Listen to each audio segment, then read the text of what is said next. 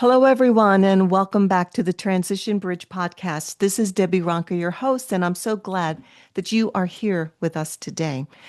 Transitions are the stories of our lives, and we're always closing one chapter and opening another. And sometimes those chapters not only come with life lessons for us to learn, but they also bring a measure of adversity and challenge. So I want to open the podcast today and I want to ask you this question. What if the greatest lessons in life come from your toughest battles? Well, Terry Tucker is here with me today, and he's going to share with us his new book, Four Truths and a Lie, the powerful life lessons on resilience, mental toughness, and overcoming adversity. And Terry is going to help us discover those truths that will transform our lives and the lie we must never believe, because these four truths will lead us to strength and success. But that dangerous lie is the one that always holds us back.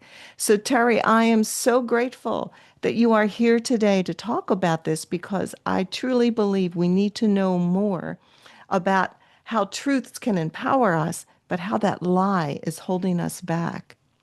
Well, Debbie, thanks for having me on again. It's great to see you, and I'm looking forward to this.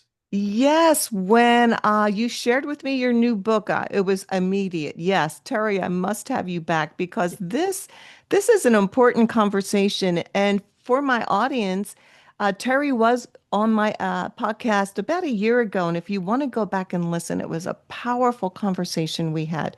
And it's episode 160. So go back and listen to that and share that one as well, because it was a powerful testimony. But for our new audience, Terry, can you just give us like a brief background of who you are and then what brought you to the place of writing this new book?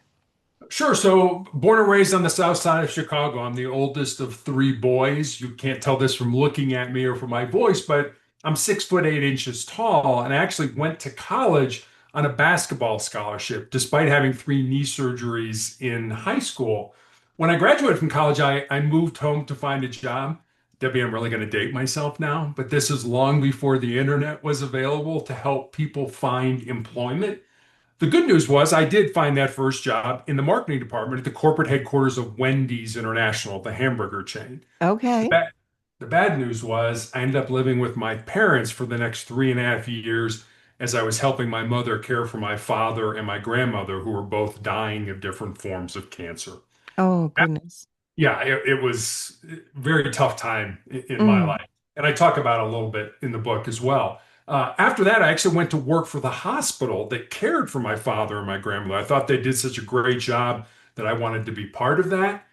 After that, I actually made a major career pivot at 37 and became a police officer. Part of what I did during my law enforcement career was I was a SWAT hostage negotiator. After that, I started a school security consulting business, coached girls high school basketball. But for the last 13 years now, I've been battling a rare form of cancer, a rare form of melanoma. And in 2020, in the middle of the COVID pandemic, I had my leg amputated. And during that 4 to 5 month period where I was healing after that surgery, I wrote my first book called Sustainable Excellence. But when I released it, I always kind of felt that there was a second book. There was something that I left out of that first one. So it was called Sustainable Excellence: 10 Principles to Leading Your Uncommon and Extraordinary Life. It was a book about success, how people could be successful. Success is what we do for ourselves. There was Mhm. another word that I thought that began with the word S that I needed to write about, and that word was significance. Yes. Success is what we do for ourselves. Significance is what we do for others. So in November of 2023, I started writing the book, and I was still being treated for cancer. So it would be write for a while, then I'd have to take a week off to go to cancer treatment, and then write Mm. for a while. And then, so it was kind of a fits and starts kind of thing. And 2 years later, I finally got the book published. I wrote Sustainable Excellence probably in 5 months. This one took a whole lot more, and I'm really excited about both of them. But they're two different books. One about what you can do for yourself, the other what you can do for others. Don't get me wrong, I don't think, success is something that's mutually exclusive. You can be successful and significant in people's lives, And I'm really excited to see where this ends up. Spoken truth right there. We can be successful, but we can't forget about the significant part or the service part of we're here for others as well. Yeah, we Yeah, are. And that's the, I think the important thing. And it's, social media allows us to say on the surface, everything's great, everything's wonderful. right. A psychology professor at the University of Chicago who does this experiment with his students. And the idea is you go out and you get on a bus, and in 3 questions, you go deep with somebody. So you get on a bus, sit next to somebody. Hey, how you doing? I'm fine. How are you? And I'm just making this up. That's question one. Question two, what do you do for a living? Oh, I'm a doctor. Question three, have you always wanted to be a doctor? Debbie, it doesn't matter what they say. They could say, no, I grew up on a farm and I wanted to be a veterinarian, but X, Y, and Z happened. Or my mother was a doctor but died of breast cancer when she was 35, so I'm honoring her memory by being a doctor. Whatever they tell you, they're telling you their purpose, their why, their mission in life. And that for me is really exciting. I've been asked, how do you want to be remembered? I don't want to be remembered. I'm never going to be remembered. 100 years from now, nobody's going to even remember I was here. And that's fine. But what I want now are those connections, those relationships, those deep connections with other human beings that I just don't think, especially social media, allows us to get to. I agree with you, Terry. It's on the surface. It never goes into the depths of transparency, vulnerability, speaking into one another's lives, causing us to rise higher. There's a whole depth of relationship face to face.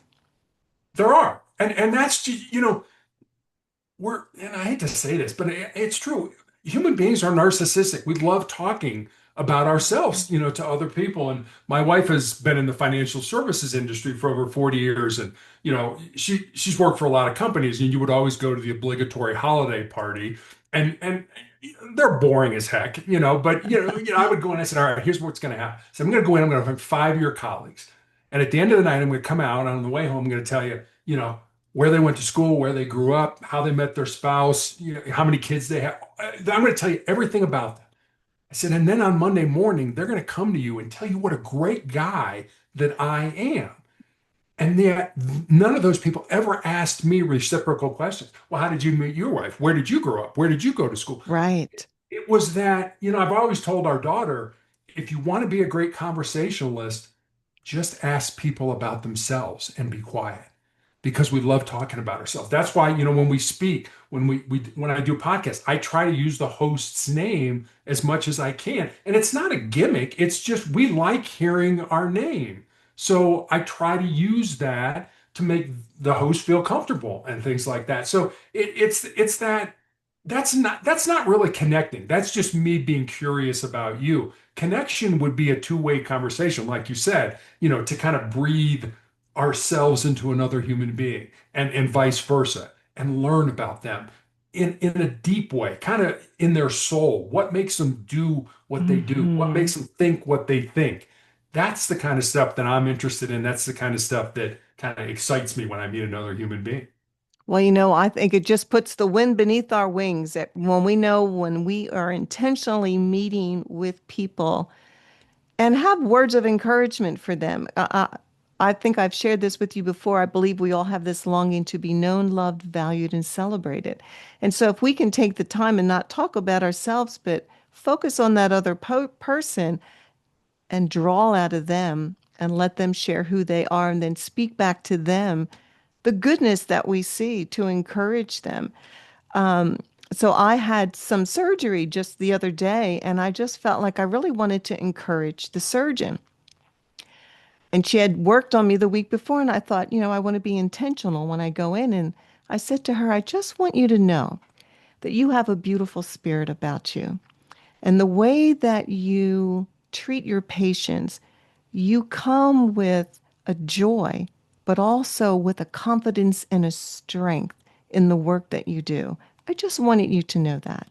And her face, she just paused and just said, thank you so much. I knew those words spoke to her soul.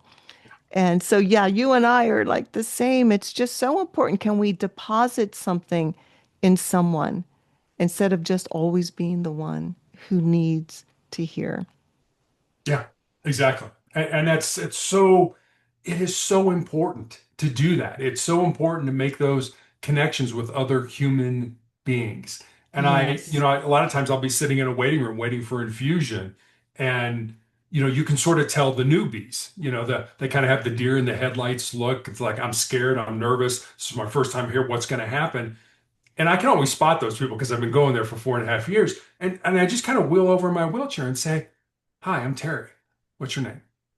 And Oh, it's like, it's going to be okay. These are some of the greatest nurses and the greatest medical assistants. Everything's going to be great. They're going to take care of you no matter how bad you feel. It's going to be great. And you can just tell it's sort of like being seen as a human as opposed to being seen as a cancer patient. I'm a yes. cancer patient. No, somebody sees me as a human. Somebody sees me as Bob or Sally or Tom or whatever your name is. They see me as another human being. They don't see me as a disease or a patient or whatever it ends up being. That's so beautiful. Just thinking about the hope that you've given them and the confidence that someone sees them instead of the disease. Well done. That's so beautiful, Terry. Thank you. So let's talk about your book, The Four Truths and a Lie. So I love that. And we were talking earlier about years ago, I remember that was almost like a conversational game. And you had shared, yes, sometimes people would never believe the lie was the lie. They always thought that was the truth.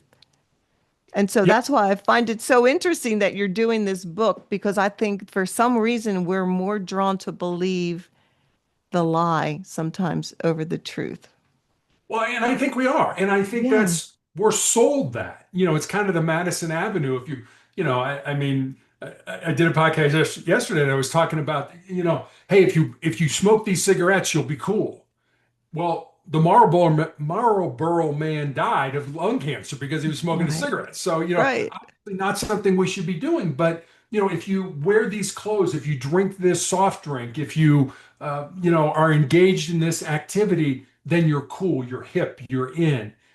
And that's not it. I mean, being in is like we were just talking about. It's making connections with other human beings. It's not being able, to sit on a device and, tap away and send a message to somebody. That's not a connection. You don't get the facial expressions. And I'll give you a quick story from my hostage negotiation days. When I first started as a negotiator, they gave us a formula on how we as human beings communicate with each other.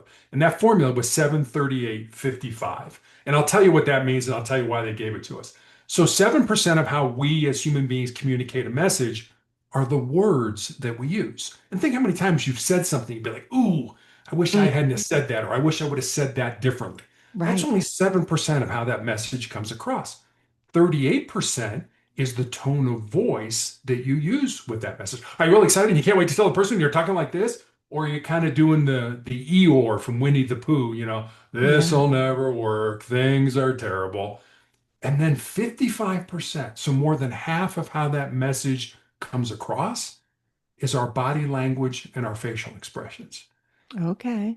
So the reason we were given that, we were told that, is because if somebody was barricaded in their room with a gun, I was not in the room with them. That would not have been safe for me. And so we didn't have the luxury of that 55%. We didn't have the luxury of seeing, of saying something to somebody and see them kind of roll their eyes and like, oh, I can't believe Terry said that to me. What an idiot he is, or something like that.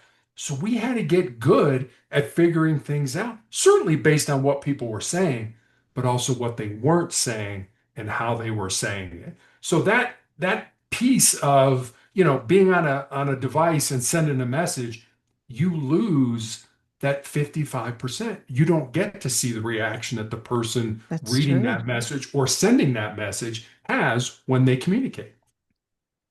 That would be a real struggle because you're right. They can't see your facial expression. You can't see theirs. And so there's a lot of discernment going on in that There for you. are. Yeah. And that's a skill. And so I know with our four truths here, you're drawing from your own personal real life struggles and the victories that you've had in your life. And your book provides practical strategies for personal growth, spiritual resilience, and finding purpose in hardship. So, how about if we go through the four truths, and then I want to hear about the lie that holds us all back. Sure. So the four truths are things that I talk about on podcasts, and I have talked about on a lot of podcasts over the years. And I have them on a post-it note right here in my office. So I see them Mm, multiple times during the day, and they constantly get reinforced in my mind. So I'll just give them to you. They're one sentence each. First one is control your mind, or your mind is going to control you. The second one is embrace the pain and the difficulty that we all experience in life mhm. and use that pain and difficulty to make you a stronger and more resilient individual. The third one I look at kind of as a legacy type of truth, and it's this: what you leave behind is what you weave in the hearts of other people. And Yeah. then the fourth one I think is pretty self-explanatory. As long as you don't quit, you can never be defeated. And I used to refer to these truths sort of as the bedrock of my soul. I just think they're a Yeah. good place to kind of start to build a quality life off of. No, they're powerful. So, help us as all of us that are listening. Okay, control your mind or it will control you. What tips can you give us on that? Well, I guess let me tell you a story. I went to a Okay. military college in South Carolina called the Citadel. And my sophomore year, when I was there, we had a president by the name of James Stockdale. Now, Stockdale had been a naval aviator during the Vietnam War and actually was shot down, I believe it was in 1965, and spent 8 years as a prisoner of war Oh in the my. infamous prisoner of war camp that was known as the Mm, Hanoi Hilton. He retired from the Navy as a mm. rear admiral, and he was the president of the school. And I remember being in an event where he was, and I mean, I was a cadet, he was the president of the school. I didn't spend a lot of time around him, but somebody asked him, who survived that brutality, that torture, that abuse? And this is what he said. He said, well, let me tell you who didn't survive. He said it wasn't the big, strong, tough guys who thought that they could handle any kind of abuse or torture. And the next group, and this really kind of surprised me, he said the other group that didn't survive were the optimists. And I was like, really? That's not a Yeah. group that survived? He said, no. He said these were the guys that thought they would be rescued or let go by Thanksgiving or Christmas or Easter. And he said, when those holidays would come and go and they weren't rescued, he said, those men died of a broken heart. He Oh, said, the people that survived were the people who understood what they could control in their lives and controlled it. And according to him, as prisoners, like basically the breathing in our lungs and the thoughts in our minds were the only thing we could control. We didn't know when we were going to be abused or tortured. We didn't know when we were going to eat. We didn't know when we were going to get mail from our families. All that was at the discretion of the enemy. And Debbie, I think that's where we kind of go off the rails. We try to control things that are outside of our control. So let me give you this tip. If you're having an issue, you've got a problem, something you're working on, take a piece of paper, write down everything that's bothering you, get everything out on a piece of paper. And then once you've got your list, go through and cross out everything that you don't have absolute control over. Cross it all out. Whatever is left on that list are the things that you can spend your time trying to deal with. But we try to control all those things. And as a result, we don't do a very good job of controlling any of those things. no, that's great advice because first of all, when we write it down, we get it out of our mind. Otherwise, it ruminates. It just goes over and over and causes anxiety. But your suggestion, write it all down, then look at what you can control. You then can begin to de-stress to a point and Yeah, focus on what can I control because the rest is just driving me crazy. Stockdale had a phrase it's kind of been coined as the Stockdale paradox now. And this is what he said. He said, you must never confuse faith that you will prevail in the end, which you can never afford to lose, with the discipline to confront the most brutal facts of your current reality. So you've got to have that positive attitude. You got to believe that you're going to survive this or you're going to get through it. But you also have to have a very firm grasp on the way things really are. You can't sugarcoat it. You can't think, oh, this isn't a big deal. It can be a big deal, and you can still be positive in terms of how you think you're going to overcome it or how you're going to come out positively on the other side of it. No, I love that. It's like you can't deny it, but Right. having the mindset, I know that's something that's important to you, the power of our mindset and how we're approaching whatever event, whatever we are in. If our mindset is strong and positive and healthy, that's what carries us ultimately through whatever it is that we have to endure. It is, but and I hate to say this, but our brains are working against us. Our brains are not True. like, hey, it's in my head, so it's got to be working for me. It's not. Our mammalian brains are telling you. I mean, Debbie, if you get up this morning and said, "All right, I'm going to go skydiving today," your brain would immediately be like, "Wait a minute, Debbie. Hey, the plane might crash or the parachute may not." It would start listing all the things that might go wrong to prevent you from doing that because our mammalian brains want to keep us safe and alive. But we all know, and this is kind of getting into the second truth, we all know that the only way we're going to grow, the only way we're going to improve, the only way we're going to get better is if we step outside those comfort zones and we do things that make us uncomfortable. True. We have to stretch ourselves. Being comfortable is not good. It actually causes, right, our lives to be stagnant. So, give us some insight here because that second truth, embrace the pain and difficulty we all experience in our lives and use that pain to be stronger and more resilient. And I love that truth.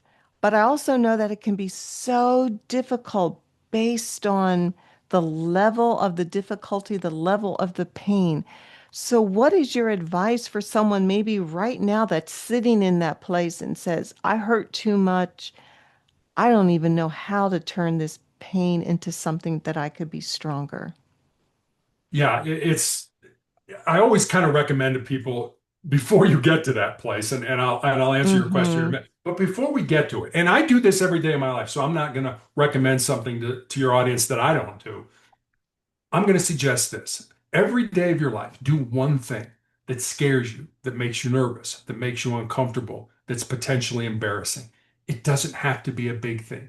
But if you do those small things over time, when the big disasters hit us, and they hit all of us, we lose somebody who's close to us, Right. we unexpectedly get let go from our job, Mm-hmm. like me, we find out we have a chronic or a terminal illness, you will be so much more resilient to handle those things than people who just sit in their comfort zones. So do something uncomfortable. I mean, take a cold shower turn the water. I do this. I take a hot shower, and at the end of the shower, I put the water on as cold as I can, and I spend a few minutes in that. I don't feel like going to the gym today. I don't feel like exercising. Go to the gym. Those things that your mind is telling you not to do, consider doing those things. And there's a great story, true story, happened back in the 1950s. This was a professor at Johns Hopkins University. And he was doing an experiment with rats. And as soon as I say, oh God, he's going to tell a rat story. Yes, I'm going to tell a rat story. So hang with me here. He was doing an experiment with rats, and he wanted to see how long the average rat could tread water. So he put a group of rats in a tank of water over their head. And on average, about 15 minutes before they all sank and drowned. Said, okay. So next experiment, he put another group of rats in the same tank of water, but he watched them closely. And as they were starting to struggle, as they were getting ready to sink and drown, he Mm-hmm. reached in, grabbed them, pulled them out, dried them off, and let them rest for a while. And then he put the exact same rats in that exact same tank of water. And Debbie, the second time around, on average, those rats treaded water for 60 hours. Yeah, I know. First time, What? 15 minutes. 15 minutes. And that taught me two things. Number one, the importance of hope in our lives, that we have to believe. If we know we're doing the right thing, nothing's 100%, but if we're doing the right thing, maybe not today, maybe not this month, maybe not even this year, but at some point in time, there's a good chance we'll get to where we want to be. And the second thing, and I think this kind of answers the question you were talking about, if you're, in that space where I'm done, I can't go on, I can't move forward, understand that your physical body can do so much more than you thought it Mm. could, as evidenced by those rats. I mean, don't get me wrong. I think we all have a breaking point, but I Right. think that breaking point is so much farther down the road. we quit, we give up, we give in because our brains, going back to the first one, tell us, hey, this hurts, it's uncomfortable, I'm so depressed, I'm so humiliated, I'm so down that I just can't move forward. I promise you, you can. And let me end with this. Another true story. I have a very good friend of mine who's a former Navy SEAL, some of the toughest men in the world Yes. in terms of combat. And the SEALs talk about their 40% rule, which basically says if you're done, if you're at the end of your rope, you can't go on, you're only at 40% of your maximum. And you still have another 60% left in reserve to give to yourself. So, like you were just Wow. saying, I can't do it. I can't do it. You are only at 40% of your maximum. You still have another 60% left inside you, whether it's physically, mentally, emotionally, to do what you need to do. Just put one foot in front of the other. It doesn't have to be a big gain. Mm. Just a little gain over time will get you where you want to be. So I love that. It's like test yourself. Yeah. Test Yeah. yourself, see how far you can go. And I know that brain thing. I mean, this is just a small example, but when I would go to run, I mean, not even long into it, your brain starts talking, Debbie, your legs hurt. I mean, then my brain's telling me, your legs hurt. And I'm like, yeah, I know they do. But and it's like, I want to stop. And you're always battling the mind. But yeah, I love that. There's still 60% left that we have not even thought that we could tap into. So test ourselves. I love that. And so I think your third truth has a lot to do with significance. What you leave behind is woven in the other people's hearts. I love that because, gosh, to me, that's the essence of it all, isn't it? I mean, it really is. And you and I were talking before, we hit the record button about the importance of being significant in other people's lives. So, you remember Fred Rogers, Mr. Rogers from Oh, Mr. Rogers' yes. Neighborhood. And I'm Yes. sure probably a lot of your audience will. And, Fred Rogers, for those of you who don't know, was a children's television program writer, director, actor, and wrote, I think, and starred in almost 900 episodes and educated so many young people on television, including me growing up. So when Fred Rogers died in 2003, his family was going through his effects and they found his wallet. And inside his wallet was a scrap piece of paper on which Mr. Rogers had written four simple words: Life is for service. Oh, And I really think that's exactly what it is. It's not about what you get. It's about what you give out of life. And I know when I had my leg amputated, I went with my wife to the mortuary, to the cemetery, to the funeral home, and I planned, or to the church, and I planned my funeral. And because I come on podcasts like this and I speak to groups, I actually got some pushback from people who commented that, oh, planning your funeral, don't you think that's kind of defeatist? I was like, well, the last time I checked, we're all going to die. I don't think anybody's working on a cure for life right now.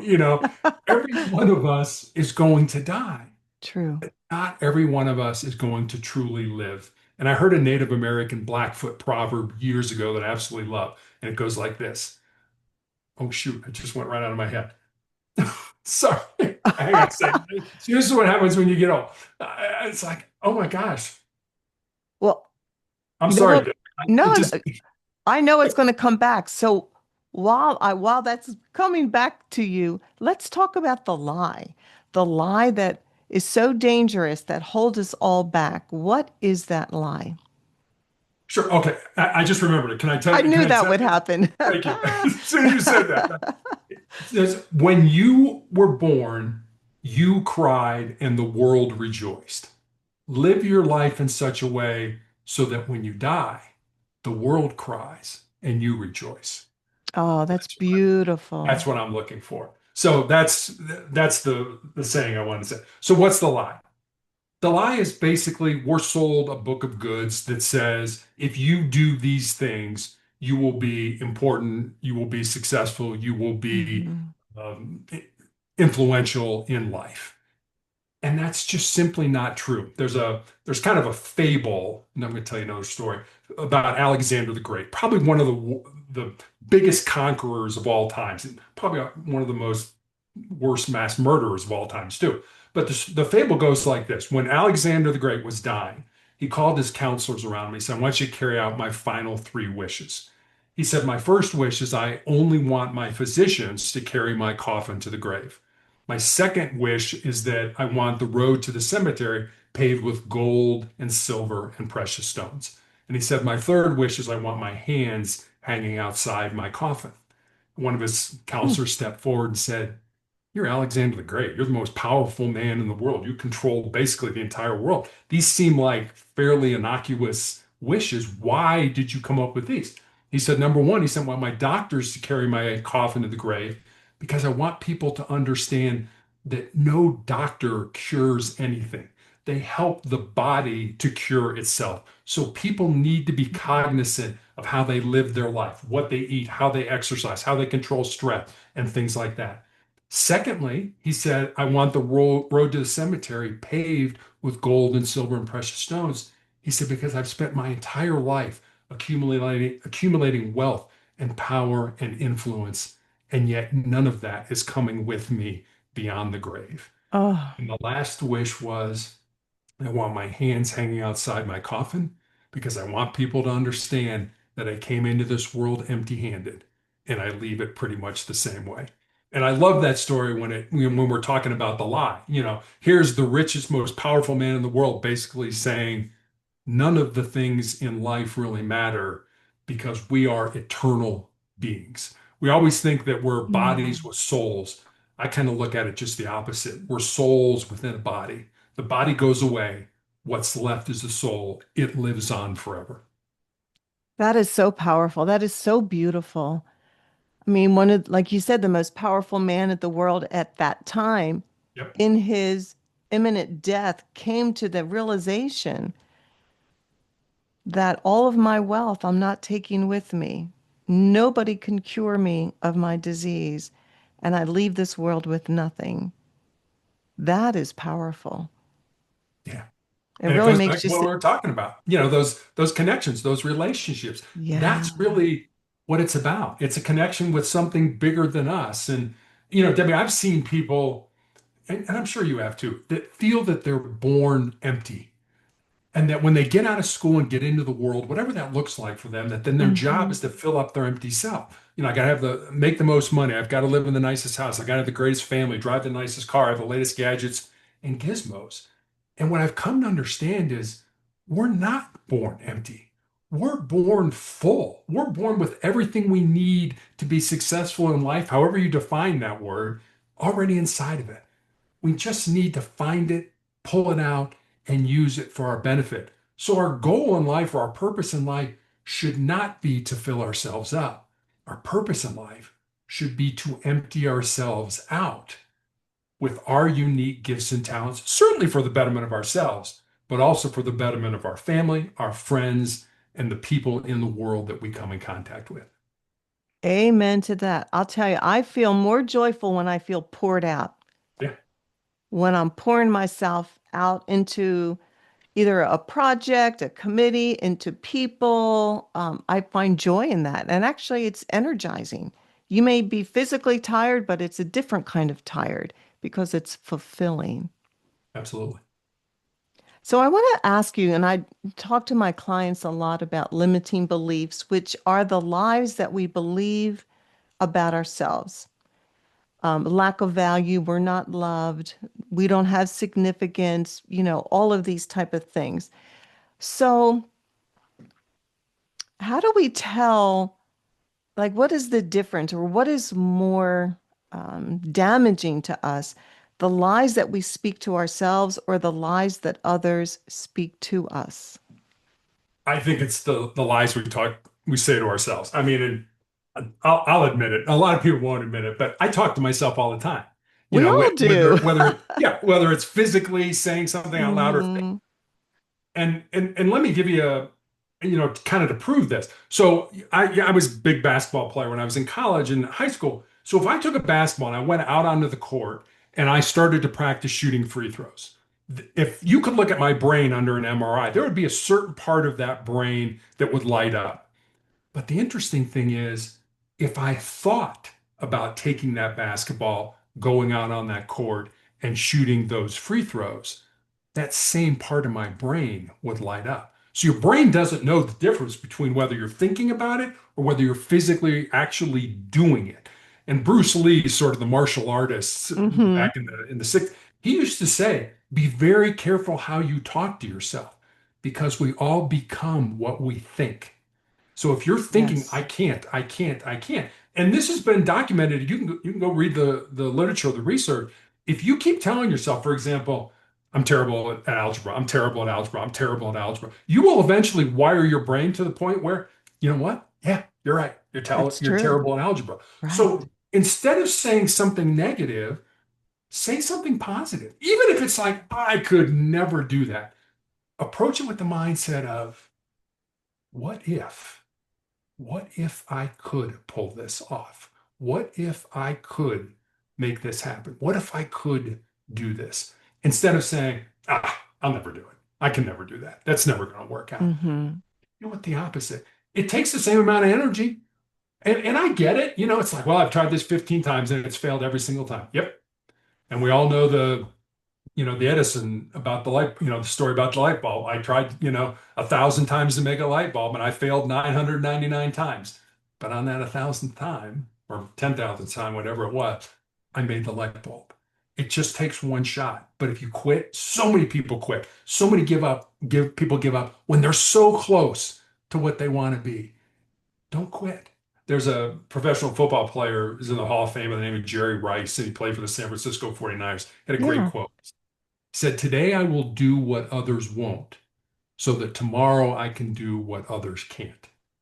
If you Oh, have just a little bit of grit in your life, just a little, you don't need a ton, just a little bit of grit, it's amazing how far you can go in your life, even with negative beliefs, because you've got the gumption to keep moving forward in your life. And that's really what life's about. So many people just quit. They stop. I got to a point, I'm good, I'm going to rest here.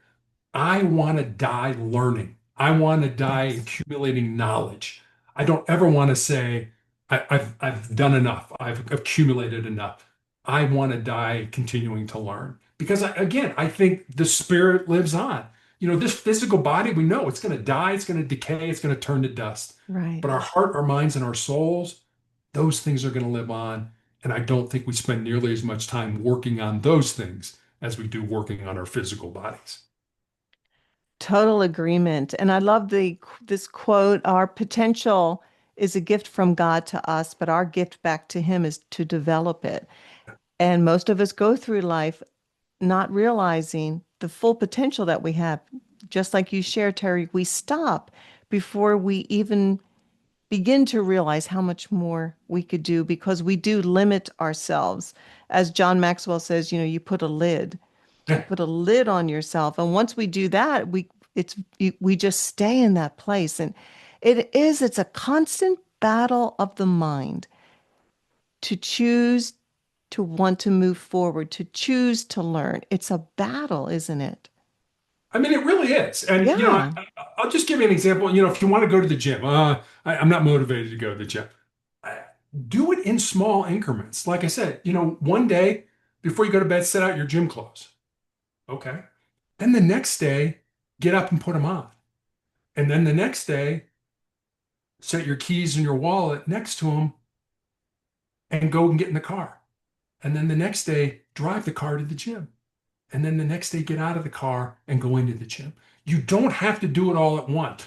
As long as you're taking, as you mentioned, small steps, those incremental steps to continue to move forward, that's all you need to do. It doesn't, and it's funny because I used to think this way. That people think that life is linear. You start at A and you kind of just move forward to Z. Life is not linear. I know this from basketball. You would practice really hard and you'd get better, and then you would plateau. And then you'd practice even harder and you'd get worse. How can I be getting worse? I'm practicing harder. Well, that's the Yeah. way life is. And then you would work even harder and you might get better. And then you'd plateau again. And then you'd get better. And then you'd plateau. And then you'd get worse. So it's kind of it's like those graphs that you look at, it's up, down, up, down, up, down. That's the way life is. It's not I just keep getting better and everything's great. I'm going to have to deal with the adversity. I'm going to have to deal with the difficulty. Kara Lawson is the women's basketball coach at Duke University. And there you can go online and on YouTube and I would recommend everybody do this. She was talking to her team. She's kind of giving them a pep talk about if you think this is once you do this, life is going to get easier. And she said, life never gets easier. You just learn to handle hard better. And Oh, I that is so good. Oh, love it. I mean, I watch that quote sometimes to get, to get rejuvenated because that's the way it is. We think, oh, especially younger people, well, if I just pass this test or if I just pass this course or if I, whatever things will get easier, things will get better. Life is never going to get easier. It's just going to get harder, but you're going to learn how to handle hard better.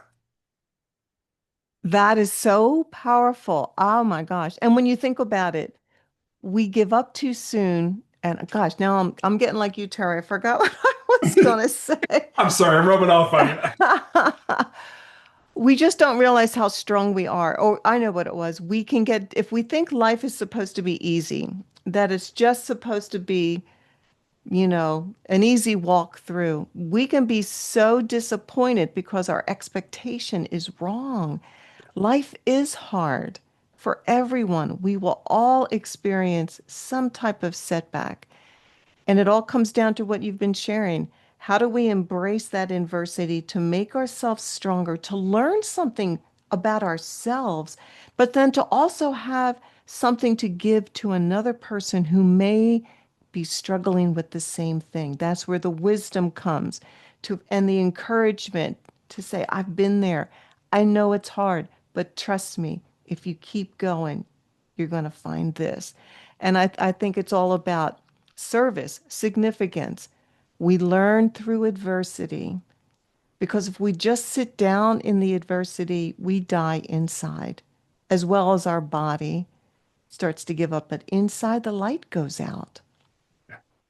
I mean, and that's so true. We don't grow when things are easy. We We grow when don't. things are difficult. And Mm-hmm. that's such a simple concept. You're going to learn something. I've always said, I don't think anybody suffers in vain.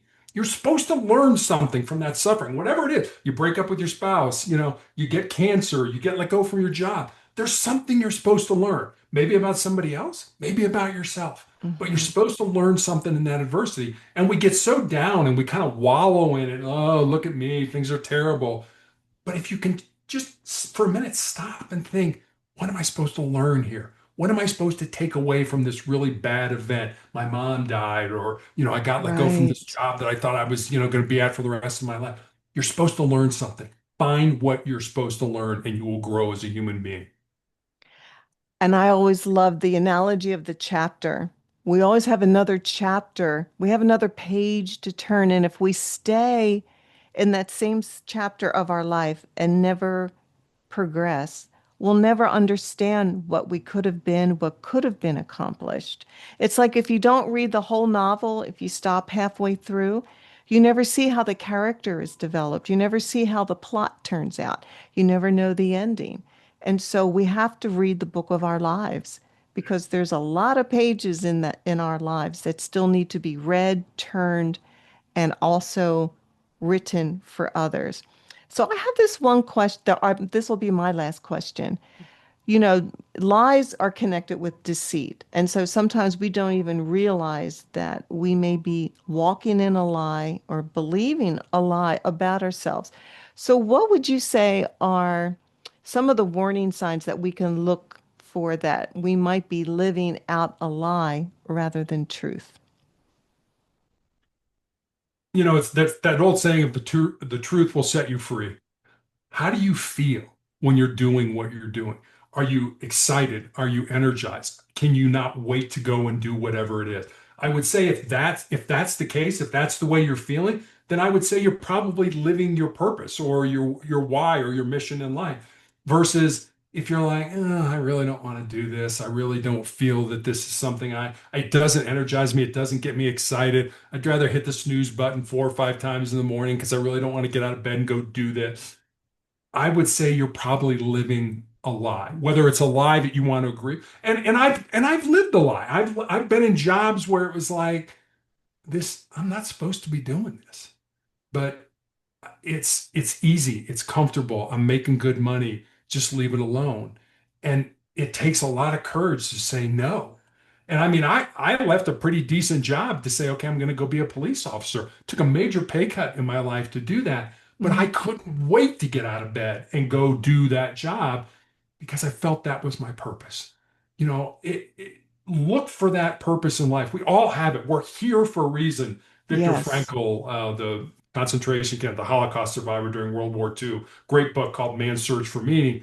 He talks about that we shouldn't live in the abstract, that every one of us has a purpose, a reason that we were put on the face of this earth, and we almost have a moral obligation to find that purpose in life and live it. And when you do find it, like I said, you'll be excited, you'll be energized, you'll want to go do it. Versus if you're probably living a lie, you're not excited, you're not energized, it's not something you want to continue to do. That's a great way to really be able to evaluate that. I never would have thought of looking at it that way. That's wonderful. So in closing, Terry, how can people get your book?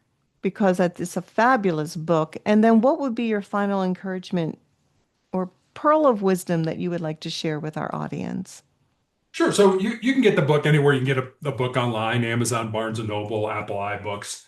Um, Pearl of Wisdom. So I love to read, and I just finished reading a book called Farewell to Arms, written by Ernest Hemingway, and it's sort of it's fiction, but it's a semi-autobiographical account of his time as an ambulance driver for the Italian army during World War II, or excuse me, during World War I. And there's a line in that book that I absolutely love, and the line is this: "Life breaks everyone, Mm. and afterward, many are stronger at the broken places." So understand that life will break you from time to time. It'll beat you to your knees.